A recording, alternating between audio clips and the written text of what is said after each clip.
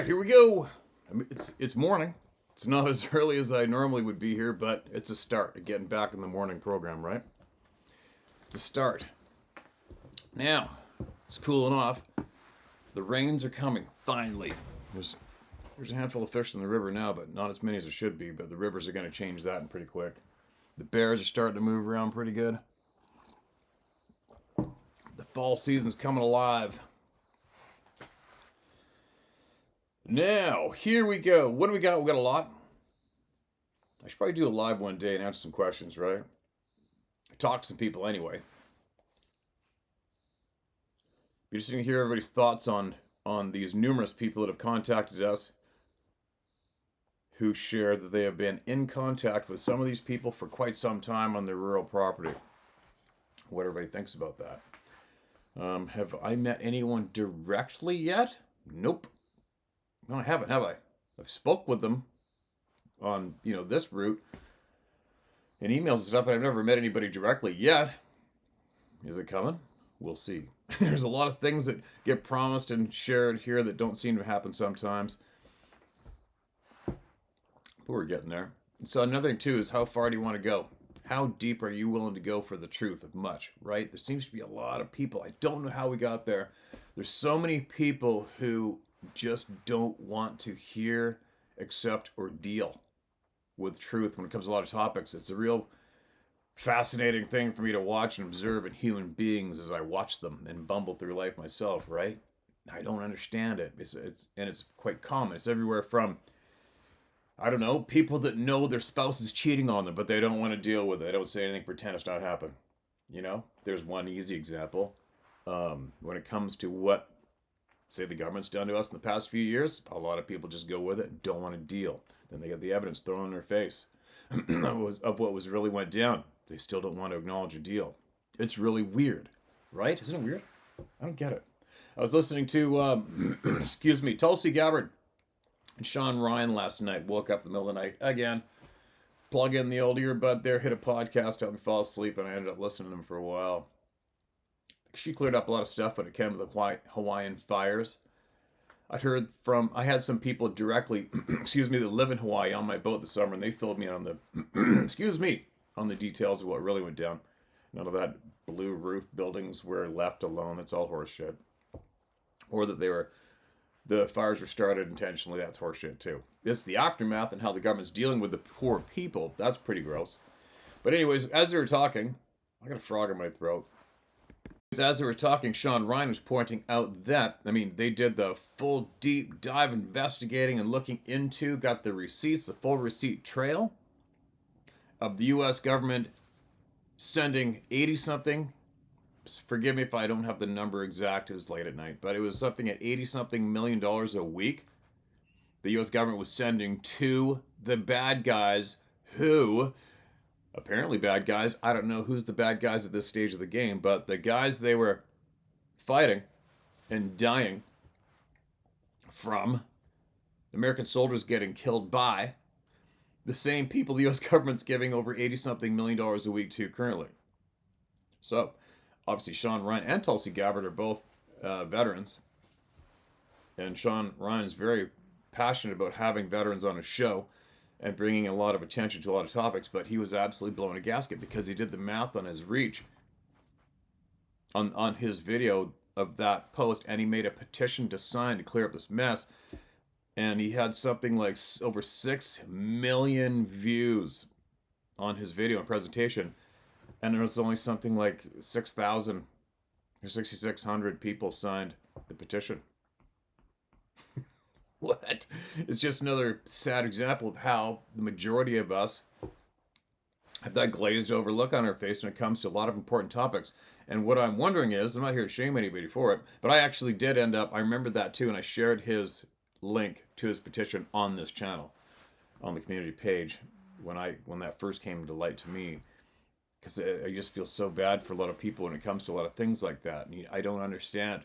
I really don't understand how have we got there? How do we get there to have a glazed look over our face when we hear facts or shown the receipts of some absolute atrocities in our communities, And the majority of us just go about our business. Oh, wow, holy shit, that was really crazy. That's really sad. That's frustrating. I got to go to work tomorrow. Up you go. Don't you think it's kind of weird? We're all guilty of it in some level, whether it be not much or a lot, but we are all guilty of it, right? It's really weird. How do we get there? Have we always been like this? I don't know. I haven't been around long enough. I haven't observed long enough. I haven't become aware of a lot of truths for long enough yet. I don't think. Maybe. I don't know. But isn't it a weird thing? Like, how do we get there? I don't understand how we got there. I don't understand. How do we fix it? Is it the public system? The school system? I don't know. Is it city living and everything is conditioned into the city living human being? Possibly. I don't know. I'm babbling. I don't practice or rehearse anything, right? So, I don't know. What do you guys think? How can you motivate others to do the right thing or give attention to the topics that really need attention and do something? How do you do it? I mean, that's one easy example when you got Sean Ryan diving into and pulling the roots out of what's left of his hair. And saying all in fun. Having nothing but respect for Sean Ryan. But when you have been there watching your friends die, watching them die, fighting, coming home, and the guys you're apparently fighting for are paying the bad guys millions of dollars still to this day. I cannot imagine that kind of frustration. Holy shit. That's got to be mind-numbing frustration. That would almost be enough for me to just, that's it, I'm out. Book out, head her to the mountains with a chainsaw, a tent, an axe, and a few rounds, and just live. Right?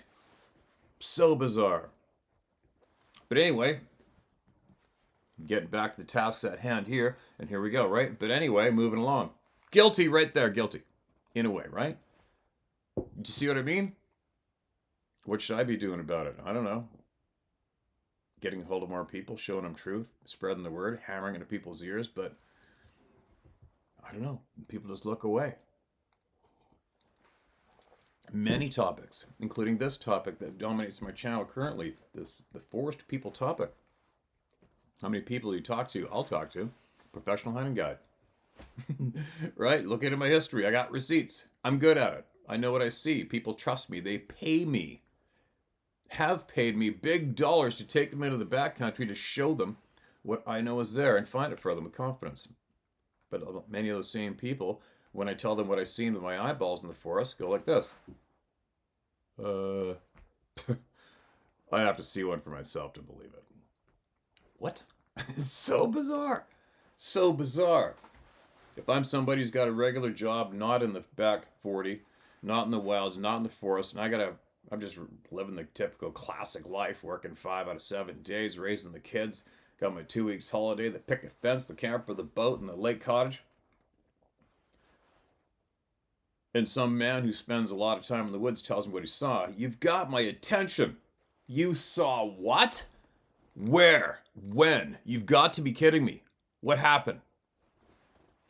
How come every single human being doesn't have that honest reaction is absolutely beyond me. I don't understand humans. It's very frustrating. It's really bizarre to watch. Don't you think? And I can give so many examples of it, of that common trait we have in us. But how long has it been like this? Could have been that long, could it? Has it been picking up speed? Has it arrived in injections? I don't know. Has it arrived in us through conditioning in a classroom? Probably. I might be leaning to that being a strong possibility. But you see what I'm getting at? It's not the fact that everybody's got a glazed look on their face when it comes to many topics. It's how they're reacting is what's freaking me out. I don't get it. Think about it. It's a very serious problem. Right? It's a very serious problem. Right down to even like the examples I've given in the past few videos of what's happened to me in the past, to other people in the past, with monsters, human monsters, etc. And how the majority of us help the bad people hide. We don't call them out on their shit in the grocery store lineup in front of everybody. Why not? Right? We don't yell at them their truth of what they've done to innocent people in a public setting, or at their work, or in front of a family, at a dinner, at a function. Why not? I don't get it. It's okay for, say, a loose example. It's okay for somebody to go beat the living crap out of a woman on a regular basis, and everybody knows. And there they are in that restaurant, not saying shit, pretending it's not happening. And we don't go over there and stand over top of that beast, that monster, and say, "Hey, you son of a bitch! Everybody in this room is gonna know what you're doing." It's starting right now. I don't get it. Oh yeah, I'm rambling on enough of those examples, but you know what I mean. And no, I'm not that guy that stands by anymore. I've done some crazy, not crazy. I've made some scenes in public in the past with bad people. Believe me, I got no problems with it. I remember one time, quick example. I remember one time at a function, too soon after my mom's monster, after I'd been in court, been arrested, and all this other shit. And as an example, and I got no problem. I don't mind doing what I did. I'll do it again. I'm at a huge function, family friend. He's the big boss for this financial group. Blah blah blah. I was dating a woman who worked there years ago. And they had a huge Christmas bash, right? Suits and ties. I don't know how many people were in there. 500 and change. Had a little dance floor and a little band in there, and they're having a thing between the band. Everybody's sitting down. You know, everybody's those big banquet tables, and everybody's around them. And my sweet innocent aunt was there, who also had her ribs broken from her ex-husband. Nobody told me about that till years later. Anyway, my sweet, beautiful, innocent aunt, and she arrived with this guy, and this guy was hitting on my date, big time. I don't have a jealous bone in my body. I'm like, have at her, dude. I don't give a shit. She's a big girl. She'd take care of herself, and if she decides she wants to go with you, she shouldn't be with me anyway. Right? That's always been my attitude. But all he said, but when it comes to my aunt, I'm like, yeah, well, I don't care what goes on there, but this is what kind of person, and you're with my aunt? Right? So the girl I was with, she's a pretty aware person. All I said to her, I go, "How bad is he?" And she just looked at me. She goes, "He's really bad." I go, "Yeah." He got up to go to the bathroom, which you go out of the bank room and you go down the long hallway. And I got up, went after him. I didn't go after him. I just followed him out there. And by the time I got out of the hallway, he was coming out of the bathroom. I passed him. I said, "Just so you know, you screw my aunt around, I'm going to trash you." And he said to me a little snide remark, "Yeah, thanks for the warning." He goes back into the banquet room, and I'm like, oh boy. So I go in the bathroom, did my thing, and I come out, and then I walked into the banquet floor. I stood on the dance floor because their table's at the front. There's over 500 people in there all sitting at their table. And I stood there, and I pointed at them. I went like this. I pointed at him. I went like this. And I stood in the dance floor in front of all those people pointing at him. And then stood there with the bird in the air. And everybody's getting real quiet and really uncomfortable, right? And then my aunt's like, "What are you doing?" I go, "He's a piece of shit. He's a piece of shit. And everybody in this room's going to know." And then the main dude is a friend of the family. He comes over. He's like, "What are you doing?" I go, "That guy's an absolute piece of shit." And you know what? He looked at me and he goes, "Well, if you say he's a piece of shit, he's definitely a piece of shit." I'm like, right? Anyway, there you go. There's an example. You do the right thing. Don't be scared of nothing and nobody. Numbers of people. Who gives a shit? You call them out. You point them out in a big crowd. You point them out. You call them out. You let everybody know that is a absolute grease ball. There you go. Man, the coffee's good this morning, huh? That's why I was joking about people that want me to go to one of these Bigfoot conventions. You don't want me going to one of those places. You don't want me. There'll be guaranteed there's going to be a scene if the right people are on that stage, right? Guaranteed. It's another thing too. How many of you go to these Bigfoot Sasquatch conventions knowing one or two or more of the worst culprits of lying and deceiving all of you are standing on that stage taking your money? Right? Taking your money, lying through their teeth, and everybody just sits there in the chairs looking up at them, listening to them, and not calling them out. You don't want me in that room. Right? Well, they wouldn't want me in that room, because I'd be all over them like freaking a fat kid on a Smartie. There you go. What's coming out of this conversation? I'm trying to encourage people to do the right thing, not be afraid. Doesn't matter if it's a room full of 500 people or 2. You do the right thing, right? We clean up this mess of deceit. That's what you do. One dirtbag at a time or more. All right, enough of that. Let's get into hearing some people's truth. This is titled UK 1873 Sasquatch interrupts night baptism ? Excuse me. Steve, I've sent in a few stories in the past years. As you said, share it all. One of the encyclopedia books may have been one of mine. However, I found this interesting and seems to match reports of behaviors. I was reading in some family history.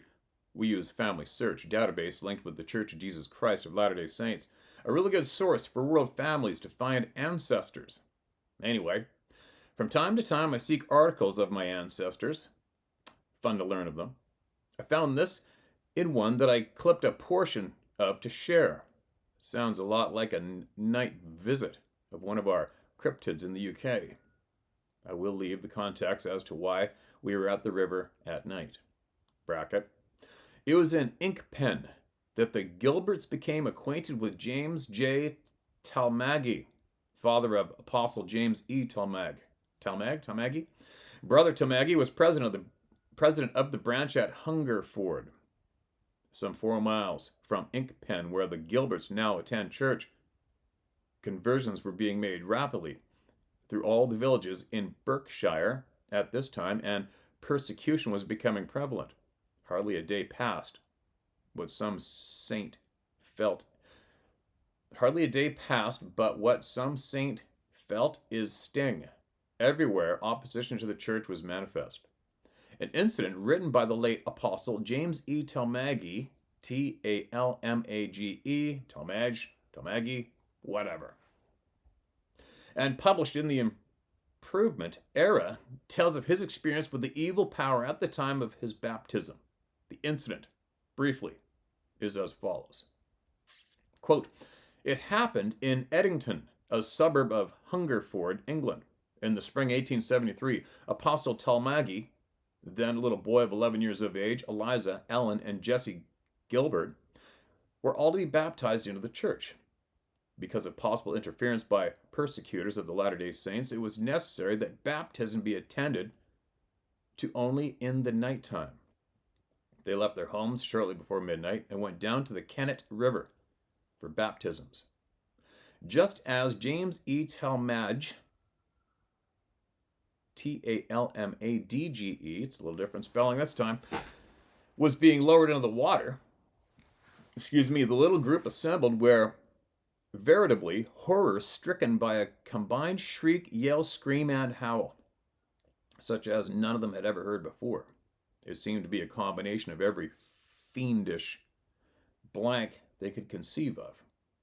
They trembled at the awful manifestation, which had about it the sharpness and volume of a thunderclap, followed by an angry roar, and then died away as a hopeless groan.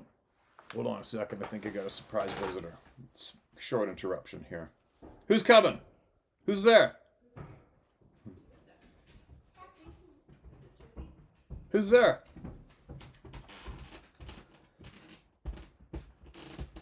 Who's here? What are you doing? Come over here. Come over here. What? Steve, show them what you have in your pocket. What do you got in your pocket? Money. What? Money? Where'd you get money? Huh? How much money you got? How much was that? Let me see it. Give me it. What is it? Where'd you get it? How much you got? Did you do a chore or something? No. No? Well, you're here and the whole world is looking at us right there. See? Look it. You gonna wave? You gonna wave to everybody? You gonna wave? Bye. Don't be getting all stage fright now. You've been after grizzly bears and elks. You've been on big hikes into the woods. Hey? Anyway. Oh, you got your breakfast. You're gonna eat breakfast here? Yeah. Are you? You haven't ate yet? They're like squeaky toys. Warm-blooded squeaky toys. And also a squeaky toy who's turned into a piece of human Velcro. I got money! Oh. Apparently wakes up in the night screaming, "Where's Uncle Steve?" And I got my other piece of Velcro adventure dog right here. This is getting a little chaos-like. Now listen, you can hang out here, but you have got to go over there and eat your breakfast. Okay, well I share these people's emails. Okay? Okay, that's an okay. Are you ready? Okay, go get your breakfast. Go sit right there across from me. Alright? There you go. Go get your eggs. They're getting cold. I'm gonna go look out here. Huh? Down in your chute? A bear? Yep. And me? Yeah. Yeah. And you? Yeah, that's the bear you and me shot. And and this one is only your shot? Yeah. Only your shot? Mm-hmm. And your shot down? Yeah. Yeah. We ate them all. It's all food. It's all good food. And what is that? That's a mask. That's a carving. Okay, climb up in your chair and let's get that food in you, all right? After my food and I'm going to come to you. Okay, let's see if we can do this. You gotta listen. You gotta eat and listen, all right? Sorry. Look, it's still a purse here. Okay, listen to this. They trembled at the awful manifestation, which had about the sharpness and volume of a thunderclap, followed by an angry roar, and then died away as a hopeless groan. The noise seemed to come from the river bridge. Elijah Gilbert started off to investigate, but was called back. The children were trembling with fear, but wished for the baptism to be performed. Returning home, they looked for signs of a struggle, but found none. No one in the neighborhood mentioned hearing the noises. It seemed they were heard only by members of the baptismal party, and they felt sure that it was caused by the power of the evil one, jealous over their souls being baptized into the kingdom of God. Elijah, a son, got employment in a machine shop and foundry at Hungerford, for which he received a good salary. He was careful with his money and put aside a part of it each payday, until he succeeded in saving enough to pay his way to Utah. I found it interesting. Description seems to match what others hear or don't hear.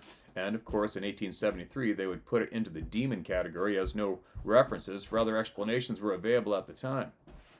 It's good to have non-biased database for the experience. Drink it up. Sorry. All you parents know what's going down here. Get out here.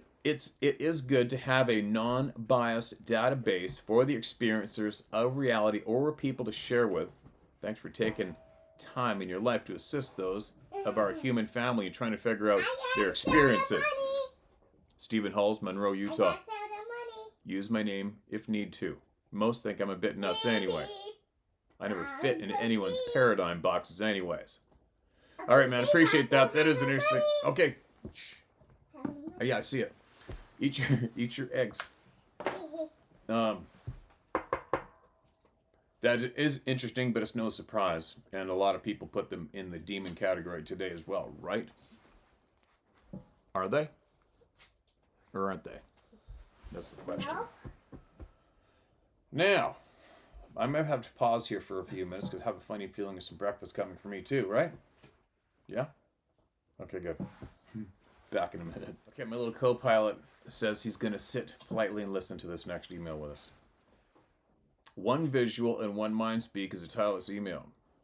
Hi, Steve. You recently said that you've got 1 million emails. Well, I suppose that'll make this 1,000,001. My name is Jennifer, a.k.a. 1,000,001. I'm not sure if sharing my experiences will help anybody out there, but I want to share them because it was those experiences that opened my eyes. Me too. Mine too. Growing up in Washington State, I never doubted the existence of these beings. Bigfoot was brought up in stories and around the campfire and pictured on different store advertisements, such as murals painted on the side of buildings. Although my grandpa called them boogers, we all knew it was the same kind of being. I was 17 in the summer of 1998, and my best friend and I decided to go meet some other friends for a weekend of camping. It was late afternoon with still plenty of daylight left as we were driving to the Gifford Pinchot National Forest on the Wind River Highway. Familiar zone. Just as we rounded a bend by the Panther Creek turnoff, we both noticed a massive, upright, hair-covered being standing on the right side of the road next to a 55-mile-per-hour sign. The top of his head was about a foot above the sign, and he was staring towards the trees there.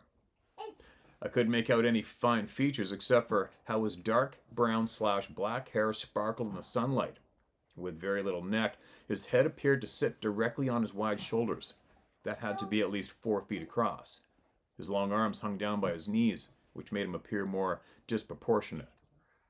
I took my foot off the gas as I asked my friend, "What's that?" No sooner than I spoke those words, he turned to look at us as if he never heard the car approaching, but heard me ask her this. Interesting note. Take note of that, you guys. I lost my spot. Sorry. I took my foot off the gas as I asked my friend, "What is that?" No sooner than I spoke those words, he turned to look at us, as if he never heard the car approaching, but heard me ask her this. She quietly responded, "I don't know." He then took one step onto the roadway and proceeded to go down on all fours and continue across the road to the other side. I hit my brakes. I hit my brakes as his movements were so fast that they appeared unnatural. And just like that, he was gone. Not into the forest or up a tree, I mean gone, as in disappeared into thin air. Take note of that too. Whether you can handle it or not, take note of that. I threw the car in park right there and asked my friend, where did it go? "I don't know," she replied. I was trying to figure out where this huge being had vanished to when I heard her say, "Let's get out of here." It went in one ear and out the other. The window must have been obscuring my view because I wasn't seeing anything. "Where did it go?" I asked again as I opened my door and stepped out. I was confused, but my friend was obviously scared because she yelled, "If you don't get back in right now, I'm locking the doors." Okay, I said as I slowly went back to the car, still looking at the spot where this being had evaporated into. I got back in the car, closed my door, and as I drove up, I said, "I know that was a Bigfoot, but I have no idea where it went." Fast forward to June of last year, I decided to drive out to one of my favorite places to go rock hounding. I'd thought about asking a friend to go with, but since it was already 5 p.m., I chose not to in order to maximize my time out there. 45 minutes later, I finally reached my destination.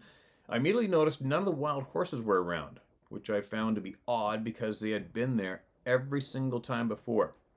I shrugged it off as I put my hair up in a bun and grabbed my bag of tools. It was approximately 40 yards across the clearing to the trail that entered the forest, and another 150 yards down the trail to where I wanted to go. Once there, I sat my bag down. I felt uneasy as if someone or something was there. I paused and looked around, yet saw nothing. Because the feeling of being watched was so strong, I thought maybe I was being stalked by a cougar. I picked up a handful of rocks and threw a few in each direction, with more being tossed where I thought this feeling was coming from, in hopes to startle a cat if it were there.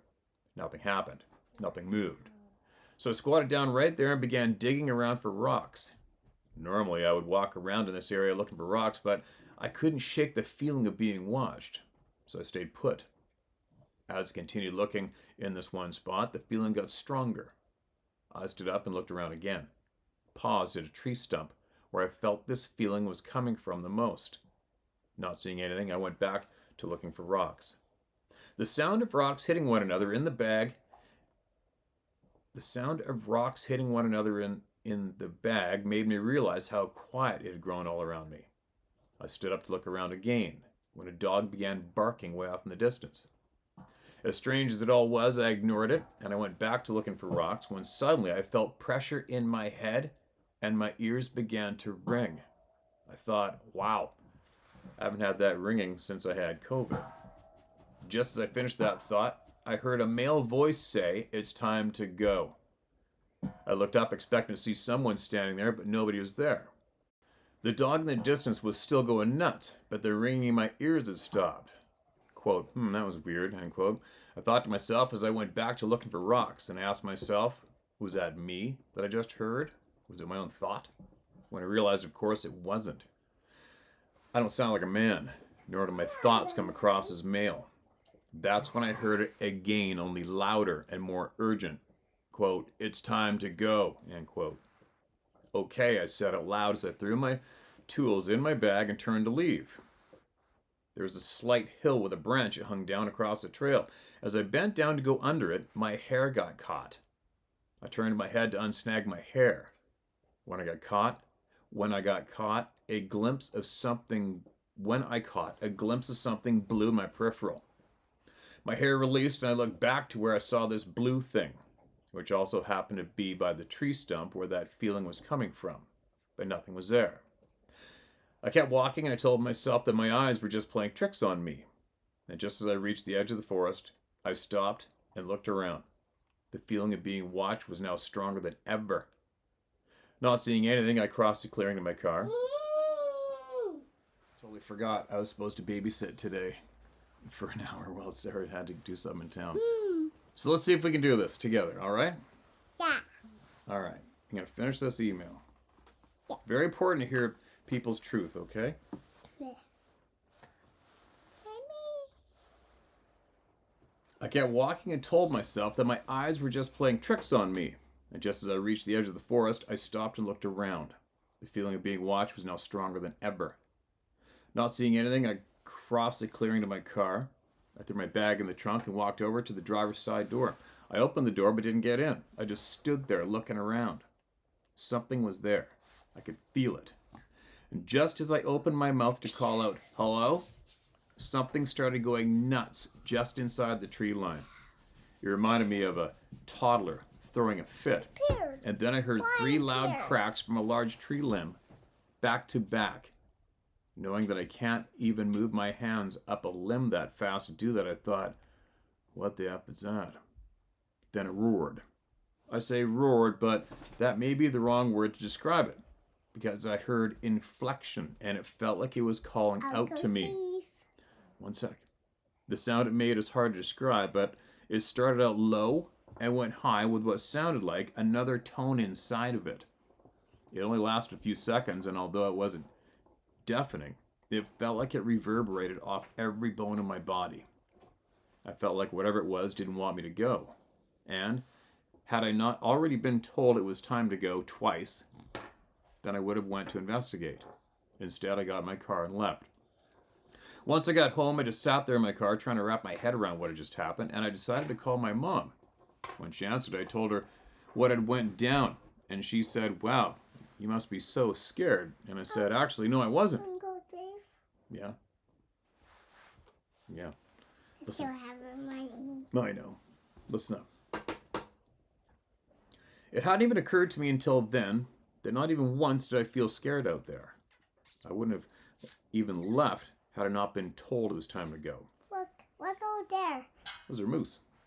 The following day, I got my rocks out of my car and washed them off, and there was a piece of jasper that I didn't even remember picking up. And when I turned it over and looked, it looked just like a profile of one of these forest people. Looking back at the many times I'd been to this spot, there were signs that I ignored. When at the time of seeing them, I thought, that's indicative to a Sasquatch. Yet a part of me must have thought... My other money appeared. Okay. It's not here. Okay. Give me 1 second. Yet a part of me must have thought, what are the odds? Because it didn't change how I'd felt about going out there. Later that afternoon, I'd cleaned my rocks off. I pulled out my phone to snap a picture of the jasper profile rock, and I noticed I had a message from my sister. She sent me a link to your channel after my mom told her what had happened to me. I never said Bigfoot or Sasquatch to my mom when I told her about what I experienced because I never saw anything. Yet, these things still link together. I don't believe in strange coincidences. I honestly feel like things happen for a reason, even when I don't understand why. I do not know what or who was out there with me that day, or why I was told to go, yet called to come back, or what that blue thing was. But I quit questioning all that for a while ago because Now I have a bigger, more important questions. I didn't include the location of this spot for a reason. And yes, I still go out there. I just don't go alone anymore. There's more that I want to share, but my phone keeps adding letters and acting weird. So I'm going to send this before I can't. Also, I've attached the picture of the rock. Thank you for giving us all your time. Time is precious, and I'm grateful for Sarah, for sharing you with us. May God protect and bless you both. That's an interesting carved piece, isn't it? Yeah. Ready? Show everybody. So that rock, type of rock, is called jasper. And it was in her bag she wasn't aware of, and it looked like the profile of the face of one of the forest people. How interesting is that? There you go. Thank you so much for that email, Shara. We absolutely appreciate that. You bravely shared every honest detail, and a lot of those details are details that the mainstream Bigfooters don't want us to know about, don't want to acknowledge, both, keep hidden, all three, whatever.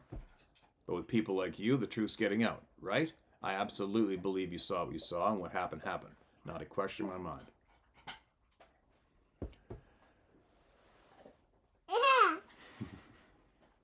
I'm going to have to take we'll make this video an early one, because I have a feeling I'm going to be busy for a bit.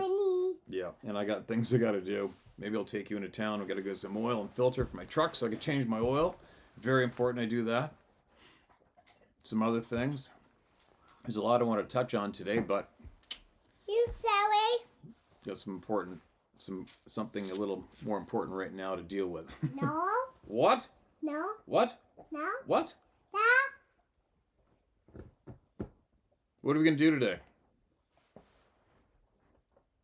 You want to go hunting? Yeah. You want to go fishing? Yeah. Which one? Fishing. Fishing? Yeah. You like fishing more than hunting? Yeah. Really? How come? How come? Because I want to. Really? Where's your fishing rod? Oh, here. Where? And inside here. Is it? Yeah, All I'll right. show You you. go find your fishing rod. I'll see what we can do. Maybe in home. What? Yeah, home. Whew. All right. I'm back. Bit of a hour or so interruption there. No big deal. Got lost down outside with the little feller. Well, Sarah's gone. She's back now. So I'm going to take a little more time here. Yet. Now, here's another important message from one of the people. This is titled, Steve McLeod here from my sighting in Southeast Alaska. Bracket, pregnant sabe eating clams in bracket. This shit never ends. All right. People that criticize other for their beliefs about these beings. Returning customer to me, I noticed you called us Sasquatches primates. Don't you listen to How to Hunt? Didn't you recently write in again? Not primates. You should know that. Love your stuff, though. That must have been somebody's comment in the comment section. Good morning, question mark. Wow, really, question mark. I really didn't know what they are, and no one on this earth knows exactly what they are either. And the ones that do know more are not saying opinions fly rampant, but no one knows for sure, and that includes Steve. We know that half of their DNA shows to be human, and the other half is unknown. Fact. So, with just that, they are at least half primate. Fact. Question. Do you think humans are primate? If not, just do a little Google search. I never asked for this shit show, but I'm going through them. But I am. I call them a lot worse than that half human or primate at times. I'm sick and tired of them. I'm just trying to protect my three little ones here and to make them fully aware of their surroundings / beings. I spent 16 years in the military as a senior weapons specialist, Special Forces Army Ranger. I'm more than capable of taking on any problem, head on and do. I'm half native, and I've been told about them all my life, about what they can and have done. I've never been a sheep. I have my own mind, meaning I think. I love Steve for what he's doing and his platform, but he's no different than the rest of us. He's just trying to get to the truth on this topic and why we are being lied to on this topic and so much more. So to go out of your way and say what you said to me is wrong. Just wrong. You can have whatever your opinion is, and that's fine. Don't push your opinion on me. I'm the one that's interacting with these beings here for 2 to 3 times a week and have for a long time. I'd be much more happier in my golden year of life being totally ignorant of these beings. It has totally destroyed my love for the outdoors after dark, knowing they exist. So please, use your own mind to get to the truth, not what others say is fact. You take what you will, or not. That's on you. I just know what I'm putting together in my shit show or puzzle about these beings. You do the same. Be safe in this effed up world we live in. This is just starting. Marvin. P.S. Steve. I put up trail cameras around this property now with the intent of pics being taken, but for the IR lights, and this seems to be working to a degree, now I'm getting some chicken eggs, lol. Thank for you doing for all of us. Be safe. All right, I get that's a conversation you had with someone, possibly in the comment section, I don't know. And your chickens are now laying, so I guess the IR lights are keeping them at bay. That's a good thing, and obviously we've heard from more than a few people that's very effective. Now, here's another email from you attached to the bottom of that email. It's a fairly long one, but there's a picture in the bottom I'm not familiar with, and I'm gonna read it. Have we read it before? Gonna find out. No title in this email. Oh, yeah, there is. McLeod here for my sighting. So, all right, here we go. First off, Steve, I want to say thank you again for this platform. I've learned more from listening to the people than I have anywhere else on this planet. The more my puzzle gets filled in, the bigger my puzzle gets. First of all, I'd like to say my first impression of that pregnant female in southeast Alaska looked like an ape. But let me reassure you, she was not an ape. She is some sort of primitive human being. By her actions, her movements, she's definitely a human of some sort. I don't know what. I just wanted to make that clear. Now, I've been living in East Texas for 14 years now, and at this location for 7 years. Within the first month of living at this location, me and a friend experienced a smell like we've never experienced before. It was the end of August 2017. This home has a door leading from the living room to the garage. Once you step into the garage, you're facing south to your left. There's another door. This door opened to the back of the house going to the shop 20 feet away. This door was always left open for the dog to go in and out of the garage. The smell was so strong that it literally burnt your sinuses and made your eyes water. My friend immediately started coughing and then turned around and we went back into the house, closing the door. I sent a 50-pound bag of dog food in that corner between the living room and the back door going to the outside. I opened the bag and filled the dog's food dish, still keeping one hand over my nose and my mouth. Then went back to the house. This was roughly about an hour and a half after sunset. The smell consisted of 3 parts, something I've never experienced before or since. This part was like a homeless person that had not showered or cleaned their body for years. Every has experienced this at least once in your life, whether it be a Walmart or whatever, mixed with a wet dog smell. The second part was like as if you were to rent out the lower half of the outhouse. And the third part was like you had walked up on an animal that was bloated and decaying. And you're within a few feet of it. The smell of death. The smell was so intimidating it made you want to just run away from it. I've never felt that experience ever in the 16 years I was with the military.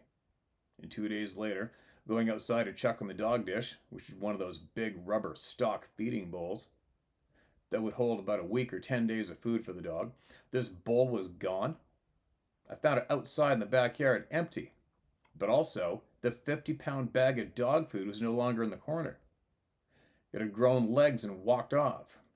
So, from that point on, I locked the back door and raised up the garage door to allow the dog to go in and out.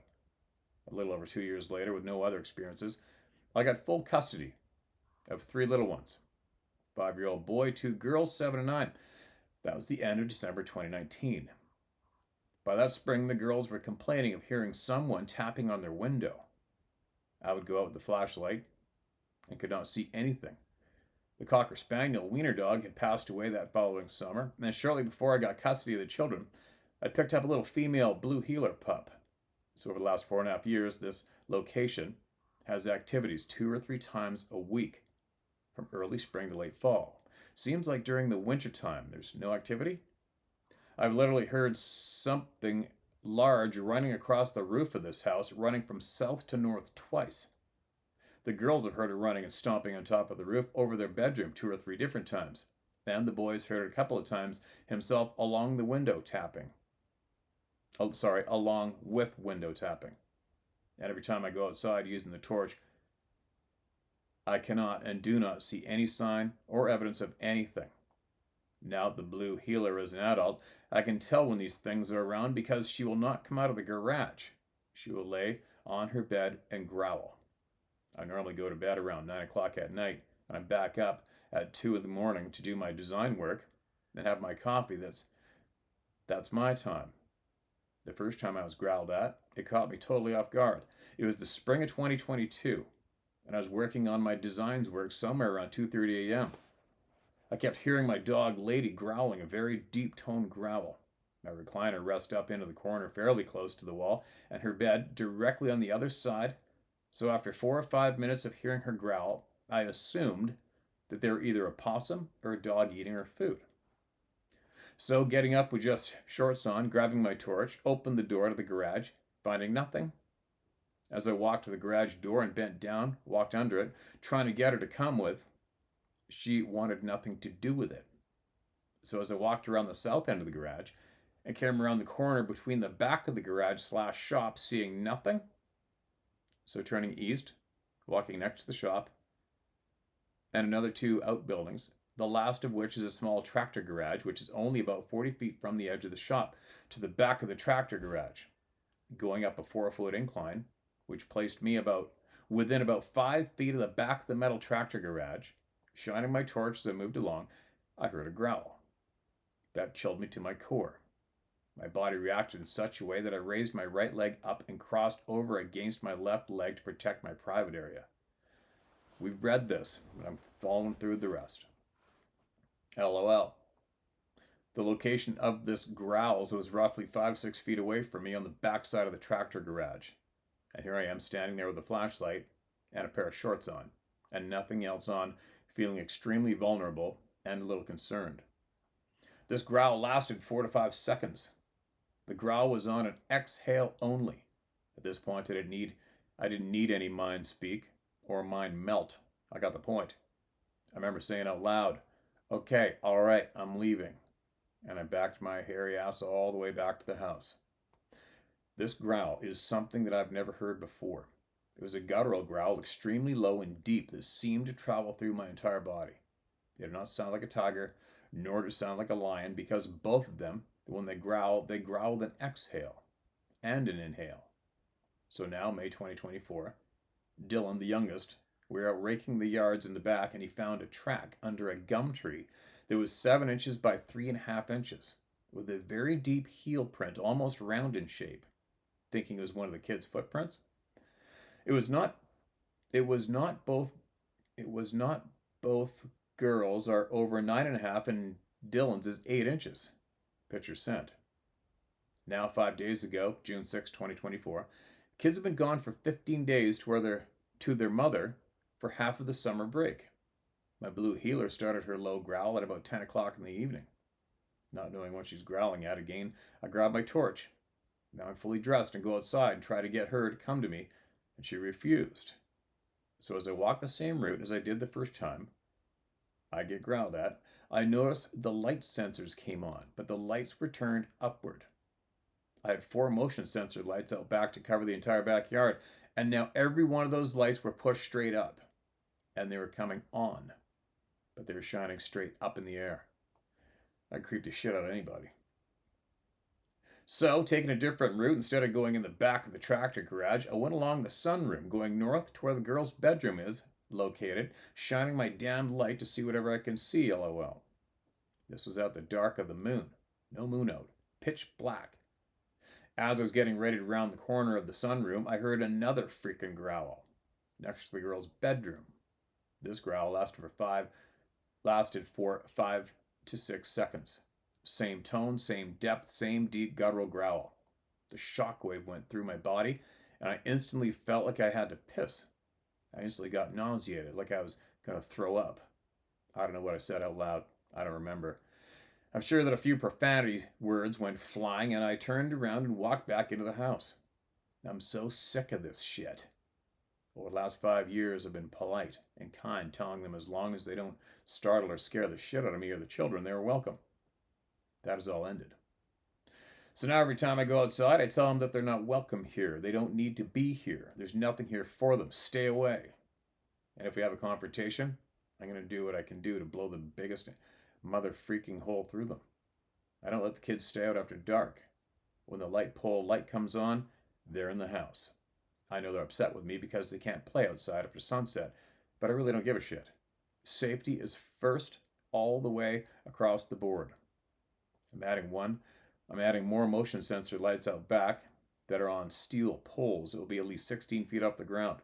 I just ordered 10 boxes of 12-gauge Magnum 3-inch, 655 grain slugs traveling over 1,600 feet per second with a muzzle energy of 3,800 foot-pounds. So yesterday I was cooking dinner and the TV was on, National Geographic, and heard the sound that's closest to that son of a bitch growl. I ran into the living room to see and hear a bull elephant in musk make the same deep guttural growl. Wow. First soundtrack, tiger/lion. Second soundtrack, bull elephant in musk. And 3 and 4 pics of the small human-like track under the tree. Again, be safe in this effed up world we live in. Thank you again, Marvin McLeod. P.S. For you, Steve, did you ever get that second? Okay, hold on.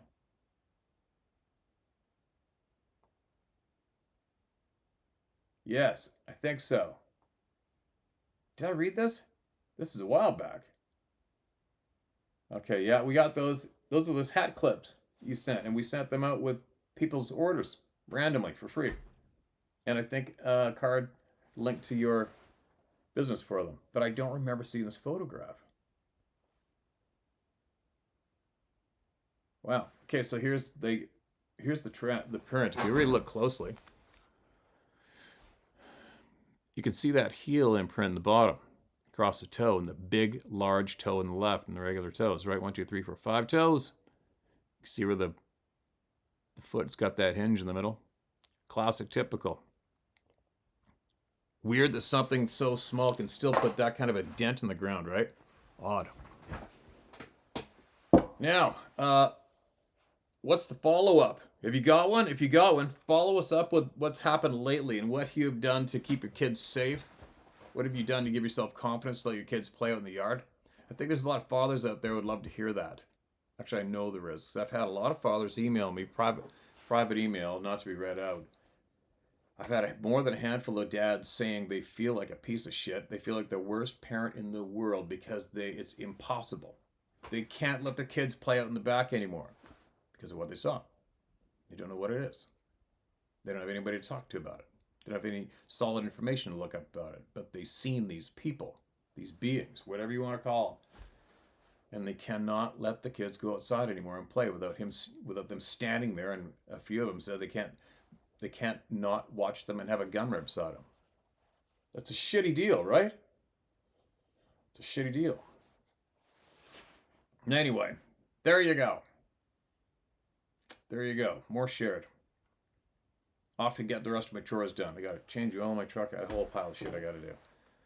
And we got to get ready to go back up north again and see if we can't get that second elk for the freezer, which we really need. Since we've been back, I think Sarah's cooked elk, 4 different times. I'm like, see, there you go. You're not going to stop. It's so delicious. And it's going to perish pretty quick. Lots of mouths to feed. Anyway, I'll be in touch with more people shortly. It's got to get a few more chores knocked off. It really sets you back when you're outside all the time doing things this time of year, but it's a chaos time of year, right? She still has these. This one's kind of cool. I don't even know how they do that. Still has those, I think. Pretty sure she does. And these suckers that I designed with, and you know what? These decals, these are actual black-tailed deer that I harvested, that I used to model for this, and I created these. Love them. There you go. Links below. I'll be back tomorrow.